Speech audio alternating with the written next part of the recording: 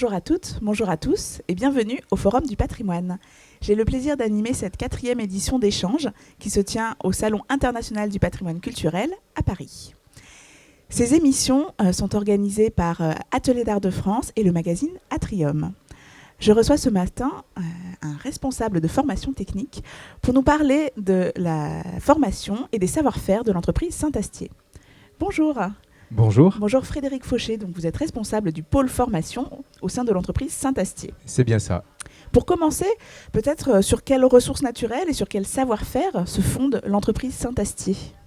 Alors Saint-Astier, c'est une entreprise familiale qui existe depuis le milieu du 19e siècle sous sa forme actuelle et qui a été modernisée en 1912. Et donc depuis 1912, Saint-Astier exploite du calcaire qui est souterrain, un gros banc de calcaire qui est exploité sur 40 hectares à peu près et qui se fait cuire dans des fours qui datent de 1912.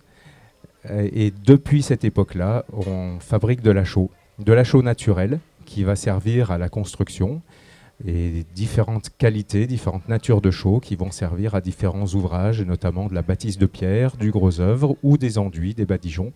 Et donc, notre savoir-faire se fonde sur la conduite de ces fours pour avoir une chaux de qualité régulière et constante.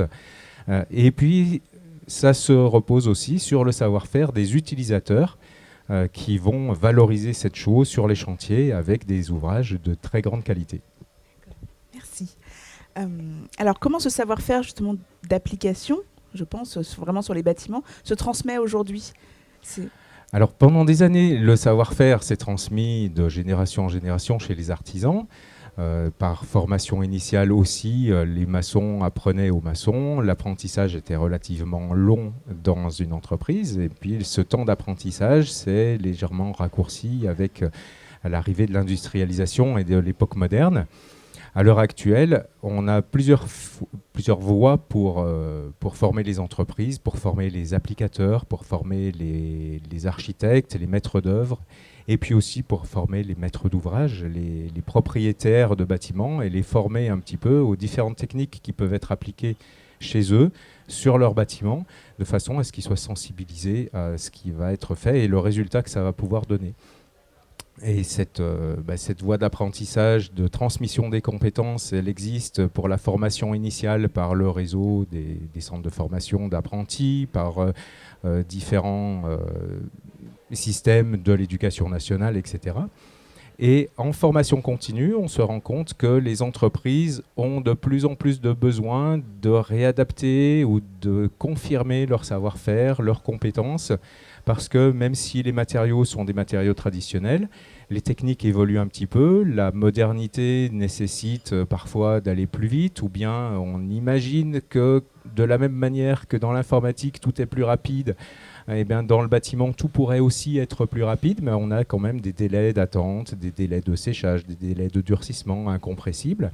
Et ça, il faut arriver à transmettre cette connaissance non seulement à l'utilisateur des produits, à celui qui va réaliser des enduits, mais également le transmettre à l'architecte qui va encadrer le chantier pour qu'il ne soit pas surpris, par exemple, d'un délai d'attente entre deux couches. L'entreprise part pendant une semaine, mais que se passe-t-il ?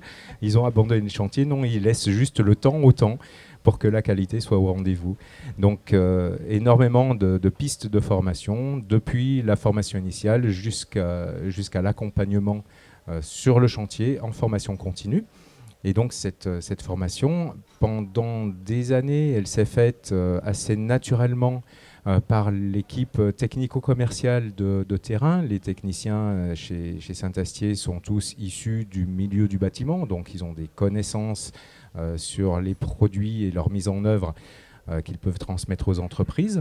Et depuis 2018, à Saint-Astier, donc, on a mis en place un centre de formation qui est plus précisément dédié à faire de la transmission de savoir-faire à vocation vraiment professionnelle, Et ce centre de formation, il est actuellement certifié Calliope, donc on est pris en charge par les différents centres, organismes collecteurs de la taxe d'apprentissage.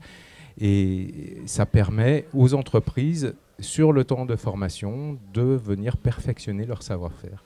Donc on a un petit peu tout ce panel-là qui se développe de plus en plus et qui est mis à disposition des entreprises qui le désirent. Et donc ce sont des formations qui sont organisées toute l'année. On peut trouver des formations qui correspondent à ce qu'on cherche. Oui, toute l'année, on organise à Saint-Astier des formations. On a d'ailleurs sur notre site internet un calendrier des sessions qui est présenté. On va faire des formations sur différentes thématiques, sur la thématique des enduits. Savoir utiliser le sable local, parce que les sables locaux ont varié au fil du temps. On a une normalisation des sables qui n'existait pas au XVIIIe siècle, par exemple.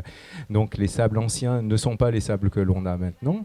Et quand on veut refaire des restitutions d'enduits, par exemple, on a besoin de réacquérir des savoir-faire qui ont pu être oubliés ou passés sous silence pendant quelques années. Donc on va former aux enduits, on va former aux badigeons, un petit peu à la technique de fresque aussi. Ça peut être bienvenu pour les entreprises de savoir qu'on peut travailler sur support sec ou sur support frais. Ça permet de gagner du temps tout en ayant une excellente qualité de résultat. On a une autre thématique de formation qui concerne la réparation de la pierre.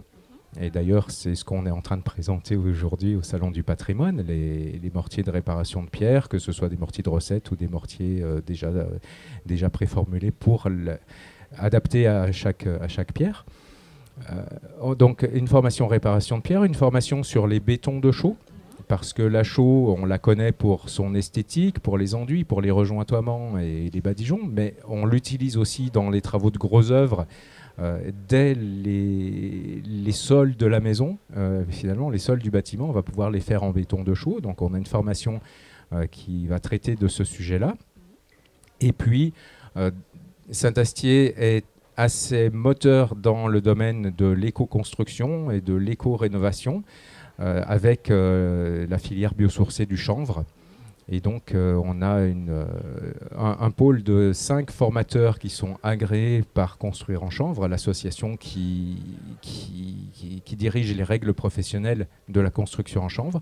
Donc, on a 5 formateurs agréés et on organise énormément de formations qualifiantes pour les règles professionnelles du chanvre. Donc, ces 4 formations-là sont les formations phares qui sont programmées toute l'année sur notre site à Saint-Astier.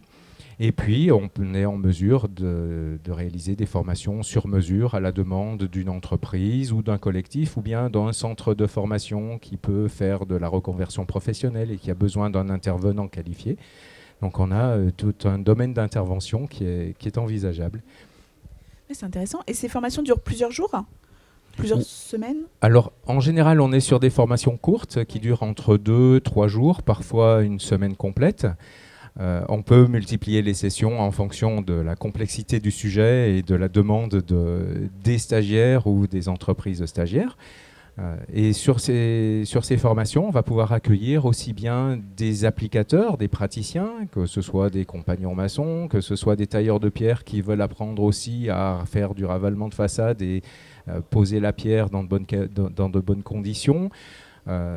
On va pouvoir aussi accueillir des maîtres d'œuvre, des architectes qui ont besoin, outre de connaître le geste, mais de savoir qu'est-ce qui se cache derrière le geste, de connaître la théorie des matériaux, leurs propriétés mécaniques, physico-chimiques, de façon à pouvoir prescrire et faire des appels d'offres ou des consultations d'entreprise dans les meilleures conditions possibles et ainsi faciliter tout le déroulement du chantier. Et puis après, on a quelques particuliers qui s'intéressent aussi aux techniques de travaux parce qu'ils ont un projet personnel de restauration d'une bâtisse ou d'entretien d'un grand bâtiment et ils veulent être en compétence pour pouvoir le faire. C'est plus occasionnel, mais ça arrive quand même.